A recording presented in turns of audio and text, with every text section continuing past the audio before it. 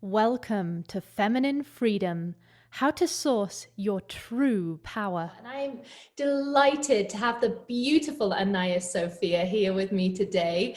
Hi, Anaiya, how are you today? I'm very good. Thank you, Rose. It's absolutely delicious to be in this golden abode with you. Thank you. I'm going to let you know a little bit about Anaiya, but really I want to give you a preview of her upcoming book. Anaiya Sophia is a mystic storyteller and is best known for the creation of Sacred Body Awakening. Known for showing up as a trailblazing resource for unapologetic truth and transparent courage, her heart is both fierce and tender. She carries an oral message that stirs the remembrance of a continuous lineage in the feminine principle that throughout the centuries has preserved its spiritual dignity without the need for permission or recognition from any other source. And the full biography is available on this page. Now, Anaiya, the reason I was so passionate to bring you into this series is because I see you as an oracle of truth, of what is happening. And you very graciously sent me a preview of your book, Fierce Feminine Rising. And I'm going to read just a few things that I think is going to catapult us into our conversation today. So, the purpose of the fierce feminine to bring an end to these atrocities. Her permission and power soaks into our bones. The fierce feminine's mission is twofold: to address the rebalance the powers that govern the planet by making sure every habitat has the right to thrive, and to fully balance and harmonize our own minds. What we imagine is up ahead for the planet will be the same for our own brains. We will not be the spectators of this massive global cleanup campaign, but the participants ourselves. We can have this the easy way by surrendering to these truths, or we will experience it the hard way by resisting the inevitable and having it forced upon us. Change is coming, balance shall prevail. The fierce feminine is giving us one last chance to be here. It's time to know thyself and rise up, as her story can be different if only we listen and respond right away. If we accept her ideas and creations, she will flush out the patriarchal contamination from our minds. The journey will be scary, but it will be fully supported. If we do not accept the fierce feminine's offer to stay here as a true ambassador of what she originally intended for humankind, then I believe we may well be facing extinction. I truly believe that the fierce feminine is humanity's last and only hope. Yeah. That was written 2 years ago. So Wow. Can you imagine how I feel now? Now, when I read the first line and it said that you were writing it on the winter's solstice, I was like, oh my goodness, she said this before the pandemic of 2020 happened. And now you just told me you wrote this 2 years ago. 2 years ago. Absolutely.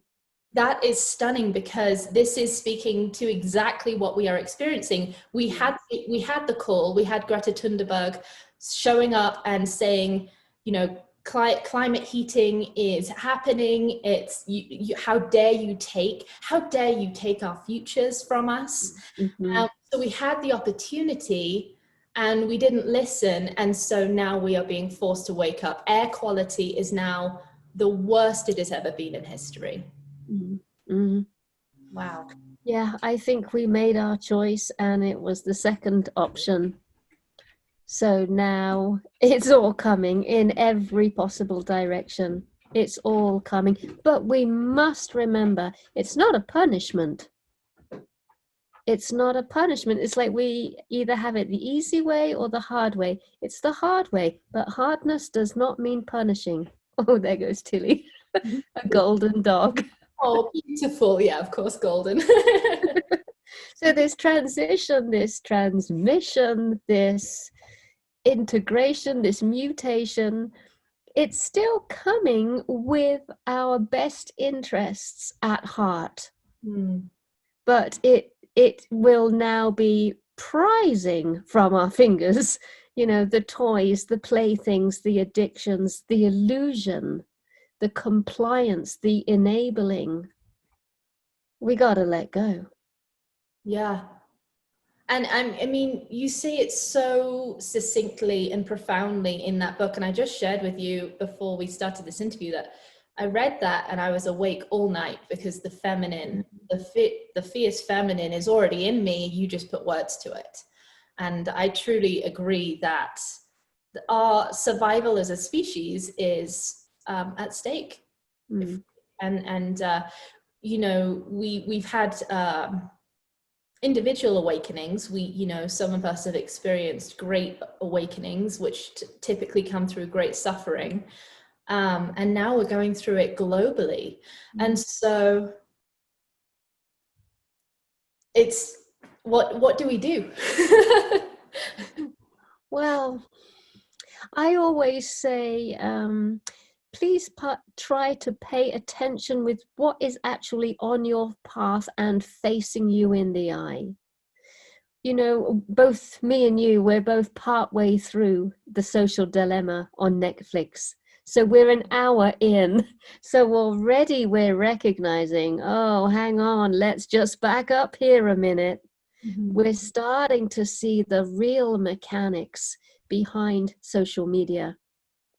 And we can get so worked up and up in arms with the stuff that we see on screen, when what we are actually being asked to attend to is who is actually at the front door, who is in the house, and who is in the village.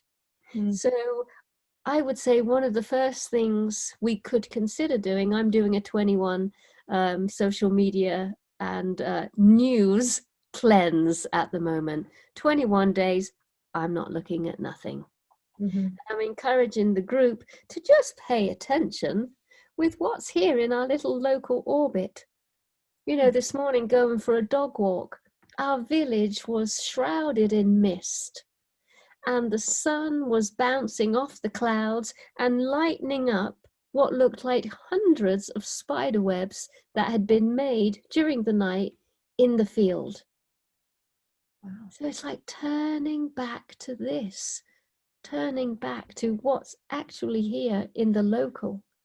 But of course, it's easy for me to say that. I'm in the French Pyrenees. You guys in the States, your local environment might actually be ablaze right now. But within that blaze, you will find other humans, other families needing your genuine and sincere help, looking to share food and bedding and water. And even though that's a very uncomfortable environment compared to mine in the mountains, it's an honest environment. It's a real environment. And in a real environment, real things can happen, and real powers can happen, and real solidarity can happen. Absolutely. One of the things that I listened to one of your interviews, and it inspired me because you were saying about how community is where we are headed. And I feel that too, the community.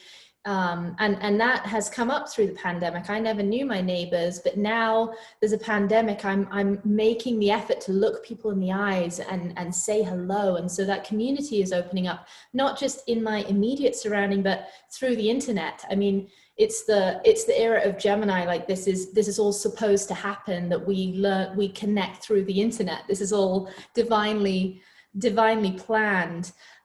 You said something that really resounded with me, is that we've been in this patriarchal masculine, the individual, and America is very, you know, being English and then moving to America, it was very apparent to see it, that the individual is what's celebrated. How am I going to get ahead? How am I going to have the money that I need? How am I going to have the house and the car and the marriage? And it's all about, it's the American dream. You can make yourself whatever you want, but it's very individualistic.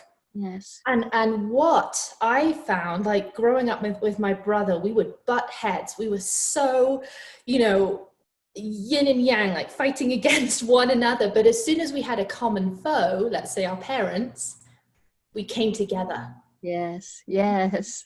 And that's what you Yes. inspired Yes. me with saying about, you know, that our very real environment right now can actually be what's going to unify us. I mean, people taking to the streets during a pandemic to march for equality and justice for Black lives. Yes. Yes. Yes. It's just And profound. this is what we must see. We must see all the components that's part of this. Yeah. That is amazing. That movement is amazing. So there are so many layers to this, all happening at the same time. It all depends on where our attention is landing. Mm-hmm. So you're doing this 21-day cleanse from the news and social media. And so how do you encourage people to focus their energy in the direction that is going to move us through and lead us to the survival of our species? Whew, that's a big one. Baby Well, steps, it's baby steps, but what's our next step, let's say? I would say our next step is to to strengthen, nurture, nourish, expand our inner connection with source, with spirit, with God, with whatever we have on the inside, to really make that connection very, very personal, very, very intimate, like a best friend, like a beloved, something really, really real. And so that, you know, we're part there and we're part here. So, you know, that classic old saying, in this world, but not of this world. So we really have a nice chunk of ourselves united constantly in breath, maybe inner words, inner language, to this kind of still, quiet, loving, peaceful, comforting source of all that is. Mm. And the reason I say this is because I live in the French Pyrenees, and of course, you know, 700 years ago there was a bunch of people here called the Cathars, and one of their hallmarks is that they had a crusade coming their way, so they were almost completely killed off. But in the Inquisition records, we're told every single time that they went to their death very peaceful. Some even say rather joyful, that death did not frighten them because they had something. They had something and were united with it on the inside. And so death just did not conjure up the kind of fear it probably conjures up for us guys and gals today. Wow, I'm going to interject because you don't know this about me. I should not be alive. I was on a shipwreck and I was one of the last survivors to be airlifted, complete miracle. And I made peace with death because I knew I was going to die. There was no way I was going to survive. And that moment, what you just spoke to with the Cathars going into battle and dying peacefully, you know, we our ego, especially when we're faced with any death of any kind, especially any death of our identity, it can feel like the end of the world. And in the moment where I was supposed to die, I have never been more serene. Wow. And more at peace. And it's really powerful. Our ego tells us it's scary, but it's not. It's not. That reminds me of the old, the ancient Egyptian rites. When you have an initiate, and you have an initiation, and you have an overseer, someone who is there to lead you to it, oversee the whole proceeding and bring you out afterwards. A real initiation will take you to 2 seconds to midnight. That's how close you've got to get to the inevitable, the annihilation, the end point, call it what we will. And that is what the ancient Egyptians were so amazing with. They knew, they sensed that 2 minutes to midnight moment, and then they pulled the person back into their, more known reality. But they were forever, not partially, forever changed, just like your experience. Yes. 2 seconds to midnight, you get airlifted. Rebirth. Yeah, and absolutely. That is what I'm hoping this whole thing is about. Well, hopefully it seems like there may be a parallel that we're experiencing it individually. We're all experiencing it within ourselves, and then we're experiencing it collectively, not just as countries. And borders have always, it doesn't make sense to me. Country borders don't make any sense to me, because we're one world. And I love the Dalai Lama for the way that he speaks to that and tries to unite the world. But like collectively, we're going through this individually and collectively. And, I hope we don't, I would hope we don't need to get to 2 seconds to midnight. Yes. However, that is, it does feel like that's where we're heading. Yes. I never want anyone to experience what I experienced. And yet I'm living my life more fully than I would have. Yes. It's a sad truth. Yes. Yeah. And also when you speak from that place, a little window opens and we can suddenly be there for a moment with you and just get like a sniff of it. So it is a transmission. You're not telling us facts. You're actually transmitting from that place to us here and now. So it's a gift, massive gift. Well, good. If that's a gift, then hopefully we can avoid going to 2 seconds to midnight. Yes, yes.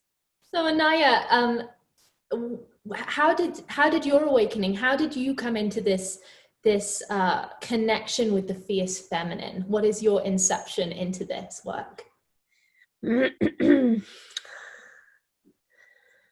Well, boundaries have always been an issue.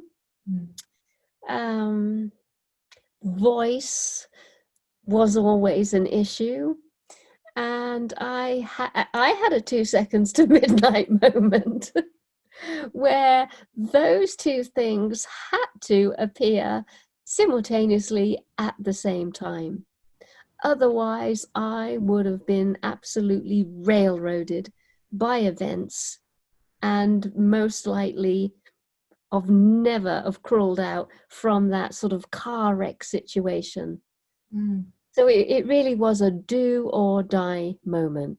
Either be pummeled into submission or rise up, find your voice, find the precise words that need to be said and the energy that they will travel in on, and time to erect boundaries and hold them steady.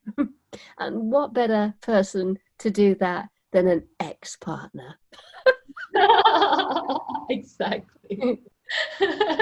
Yeah, absolutely. I unfortunately have the same situation, same history with that.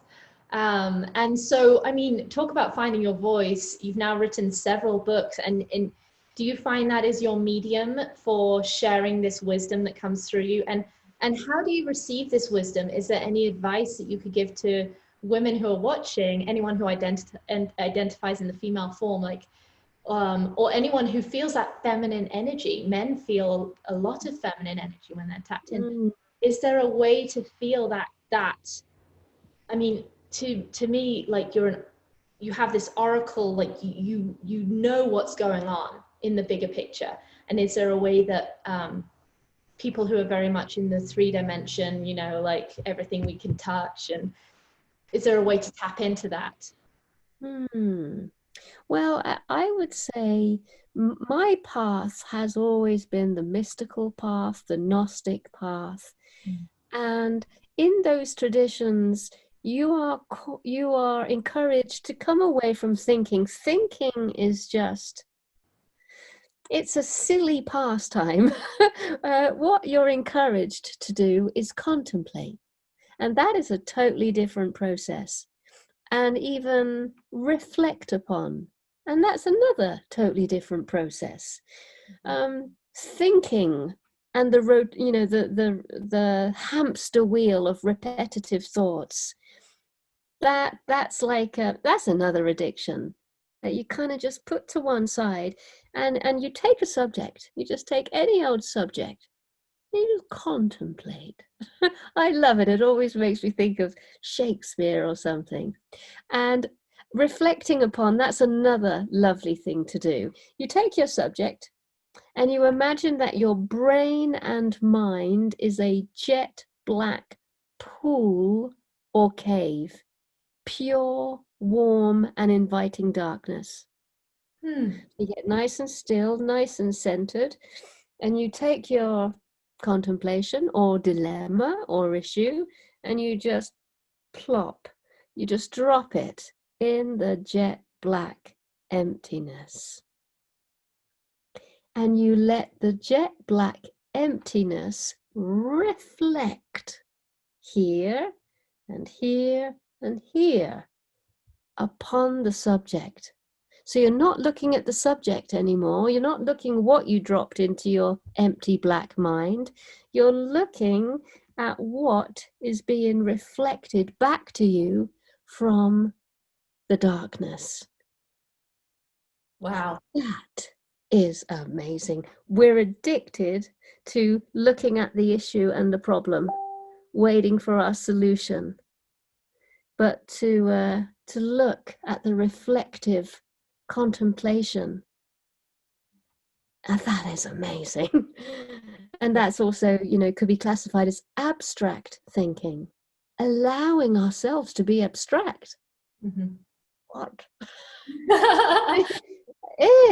I love it, and this is what opens and prepares the mind for gnosis, and gnosis would be direct connection, direct communication, wisdom. And what is so exciting is it's so close. It doesn't take years and years and years and years and years and years of esoteric study. No. It's just a tweak in the way we use our mind. Wow. Yeah. And I think, you know, I've just spent so much time in that state of mind that it's very easy to talk whilst sort of being there at the same time. Yeah. I think, you know, we barely know our capacity, you know, even, you know, Freud would say, or, you know, that we're using 10% of our brain's capacity. It's one of the most recently developed organs in the human body. And so we really don't know how to utilize it. Let's put it that way, utilize it.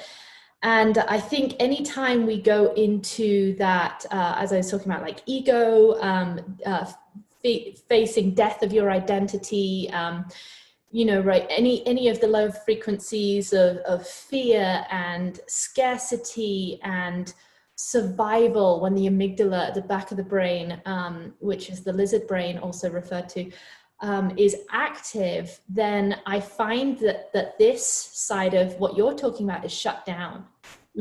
Oh yeah. Yes. Yes. I think a lot of people, you know, when we're in fight or flight, we're in the amygdala, we're in the lizard brain, and it's you know, Anaiya, what you're speaking to with finding this filling your mind space with this dark, warm, open space, and then just letting that thought come in there and be an abstract thought, that really awakens the potential of our brain. And I think it is where we're developing as a species. Yes, yes, yes, yes. Yeah. I just want to throw in a little tidbit that helps me enormously when that amygdala is going off. There's only one thing I have found that shifts me from that, and that is sacred oils or essential oils. So, you know, getting like a classic, like a frankincense, a myrrh, a rose, a spikenard, something that's weighty, you know, it's got a strong, pungent smell. And just, you know, coating your hands in it, warming it up, and just breathing nothing other than that. And that literally within 7 to 10 breaths, that amygdala has calmed right down. I'm en route to the heart, and you know, things are opening up again. And I think it's very important we find what it is that can bring us out of that amygdala terror, because it is a terror. Right. Well, thank you for that, because that was going to be my question, is how can you get to that space? And it's so great you said that, because I just had a big box delivered of really premium essential oils. And so it's very easy, you know, if people listening are resourced enough to get a very high quality oil that Anaiya mentioned. So it was myrrh, frankincense, rose, any of the really weighty ones. Yes. And it doesn't even have to be that. If you get outside, I love in the morning going to my rosemary and just, you know, it's out there. So if you're not resourced to get a high quality essential oil, then it's still very accessible. And I love that you said frankincense, because frankincense is the most direct way to heal any kind of brain injury. I don't know if you knew that. So Yes, yes. so if you smell frankincense, if you have any kind of concussion, any kind of brain injury, it's the most direct route to healing. Wow, wow, wow. Wonderful. Amazing. Yeah. I want to come full circle as we are, unfortunately, I could talk to you forever.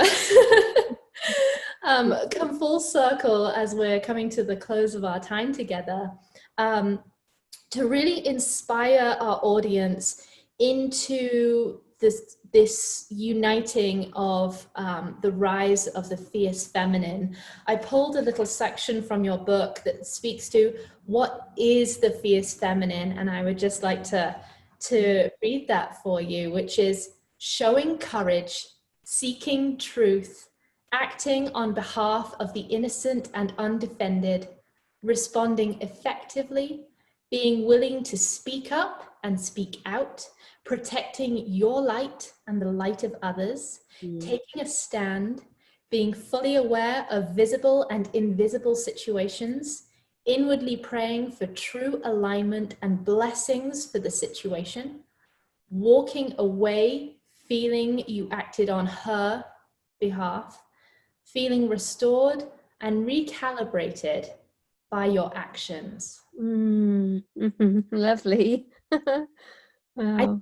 I think we can all say that that is fierce light work. Yes. And is there anything you would like to share with the audience about this energy and how we can most utilize it through this dark time? I would just say this energy is so, so, so close that even if you was to say, okay, let me see, and you go out and you buy yourself a little journal, and remember, this quality would only come to me at night. It was a darkness thing. I could feel, you know, the joy and the blessing and the love of the feminine during the day, but the fierce part came in the dark, where I'd light a little candle and I'd just sit there with my journal, just waiting for that sense to start stirring. I am certain if you did a really sincere prayer from your heart to get into contact with your connection to this, your little hand would start writing just like mine did, because I am certain she has an individual and unique message for each one of us. Yeah. Absolutely. And it comes back to that's what's our unique responsibility and what is the collective responsibility, and how are we the piece of the puzzle is how I see it. Yes. Yeah. Yes. So Oh. go on, guys, go get your journal. I want your piece of the puzzle. I love that. Well, thank you for taking something that is such a big topic, such a global, it feels massive. It feels like a massive topic.